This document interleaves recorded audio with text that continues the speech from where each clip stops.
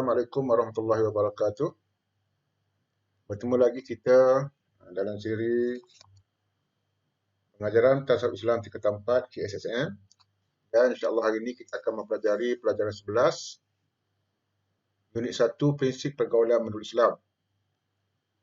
Dan mudah-mudahan di akhir PDPC ini pelajar-pelajar dapat menyatakan pengertian pergaulan menurut Islam, menjelaskan ciri-ciri pergaulan dalam Islam, menjelaskan asas pergaulan menurut Islam, menerangkan prinsip pergaulan menurut Islam, dan seterusnya menguraikan matlamat pergaulan menurut Islam. Mudah-mudahan pada hari ini pelajar telah pun mempunyai buku kerja PDPC Tasawuf Islam tingkatan 4, dan kita akan menggunakan buku tersebut. Pelajar boleh menjawab soalan-soalan yang terdapat dalam buku itu sambil-sambil mendengar pelajaran yang akan saya bincangkan pada hari ini. Dan juga pelajar telah juga mempunyai buku teks Tasawuf Islam tingkatan 4, dan pelajar selepas ini insya-Allah dapat menjawab soalan yang akan dikemukakan. Okay, pertama, apakah yang dimaksudkan dengan pergaulan menurut Islam? Pergaulan menurut Islam ialah merujuk kepada komunikasi dan perhubungan antara individu dengan individu yang lain berteraskan syariat Islam.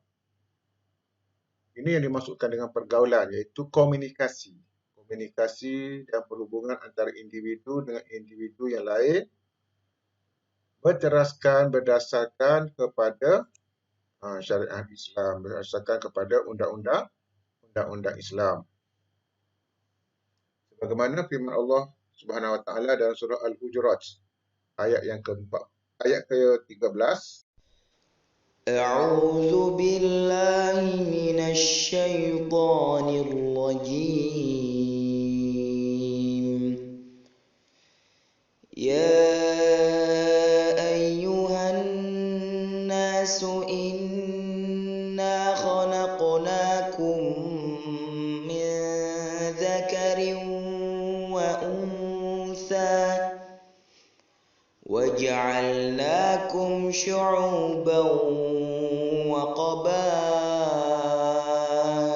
لِتَعَارَفُوا إِنَّ أَكْرَمَكُمْ عِندَ اللَّهِ أَتْقَاكُمْ إِنَّ اللَّهَ عَلِيمٌ خَبِيرٌ.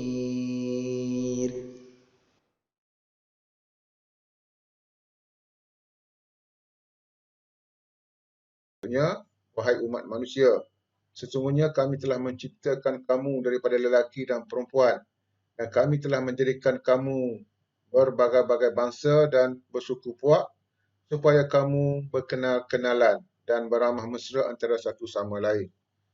Surah Al-Hujurat ayat yang ke-13. Apakah prinsip ataupun ciri-ciri pergaulan menurut Islam? Ciri pergaulan menurut Islam pertama ialah mestilah bermatlamatkan keimanan kepada Allah Subhanahu wa taala. Yang kedua, pergaulan yang mengutamakan keamanan dan keharmonian hidup. Yang ketiga, semestinya lah prinsip pergaulan Islam ini mestilah berlandaskan undang-undang Islam, syariat Islam, hukum Islam. Yang keempat, bekerjasama dalam perkara kebaikan dan mencegah kemungkaran, amar ma'ruf nahi mungkar. Yang kelima, untuk memberikan panduan berinteraksi sesama manusia berdasarkan ajaran Islam, dan seterusnya menghormati antara satu sama lain. Ini prinsip pergaulan menurut Islam. Seterusnya, apakah matlamat kita bergaul? Matlamat pergaulan dalam Islam. Yang pertama, untuk memelihara kesucian dan maruah umat Islam. Yang kedua, untuk membentuk masyarakat yang harmoni, saling memahami dan membantu antara satu sama lain. Dan yang ketiga, untuk melahirkan manusia yang bertakwa, beristiqamah dan berdisiplin. Dan akhir sekali, untuk mewujudkan sebuah masyarakat yang bersatu padu dan saling tolong menolong. Ini antara matlamat pergaulan menurut Islam.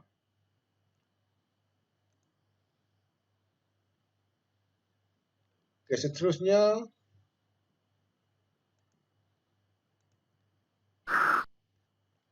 asas pergaulan menurut Islam. Seterusnya asas pergaulan. Okay, seterusnya asas pergaulan menurut Islam. Ada 3 asas pergaulan menurut Islam. Yang pertama, ta'aruf, iaitu saling mengenali antara satu sama lain. Yang kedua, tafahum, iaitu saling memahami antara satu sama lain. Dan yang ketiga, ta'awun, saling bekerjasama ke arah kebaikan. Bagaimana cara kita untuk bertaaruf, saling kenal mengenali antara satu sama lain? Contohnya seperti memberi salam ketika bertemu. Kemudian seterusnya mengenali latar belakang antara satu sama lain. Dan yang ketiga, sentiasa berkomunikasi dengan sopan. Ini untuk ta'aruf. Kemudian tafahum, saling memahami. Bagaimana caranya? Sentiasa bersikap berlapang dada dan pemaaf. Yang kedua, saling nasihat menasihati antara satu sama lain.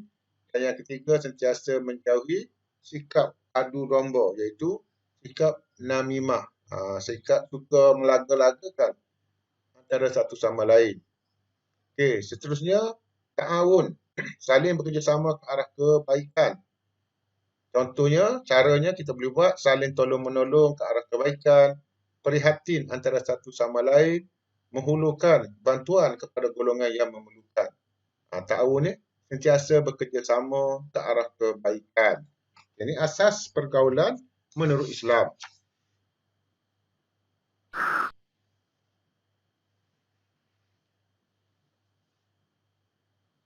Okey, itu saja pada kali ini. Okey, kita telah harapan saya pelajar-pelajar telah dapat menyatakan pengertian pergaulan, menjelaskan ciri-ciri pergaulan, menyatakan asas pergaulan menurut Islam, kemudian menerangkan prinsip pergaulan menurut Islam dan menghuraikan matlamat pergaulan menurut Islam. Sebagai rumusannya, pergaulan istilah mengikut cara Islam. Pergaulan yang mengikut cara Islam dapat memelihara kesucian dan maruah umat Islam. Yang kedua, pergaulan cara Islam dapat membentuk masyarakat yang harmoni, saling memahami dan membantu antara satu sama lain jika pergaulan diterapkan dalam masyarakat. Jika pergaulan secara Islam diterapkan dalam masyarakat. Yang ketiga, umat manusia yang bertakwa, istiqamah dan berdisiplin akan terhasil daripada pergaulan secara Islam. Dan seterusnya, mewujudkan sebuah masyarakat yang bersatu padu adalah antara matlamat pergaulan dalam Islam.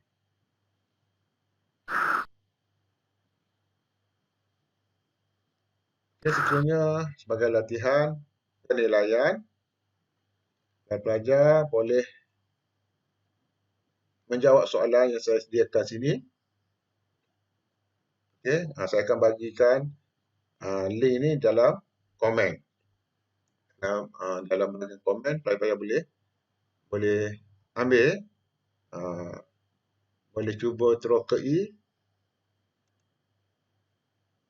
soalan-soalan ni dan cuba jawab. Ini contoh dia.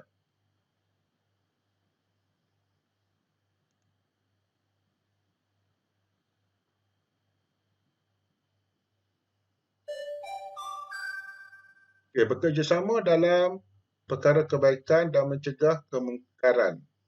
Ciri ke, pengertian ke, matlamat. Okay.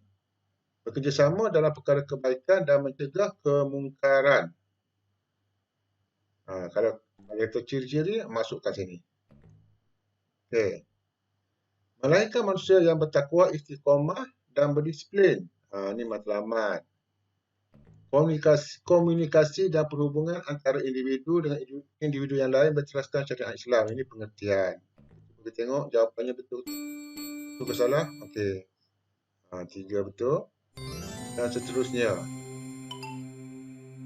Okey.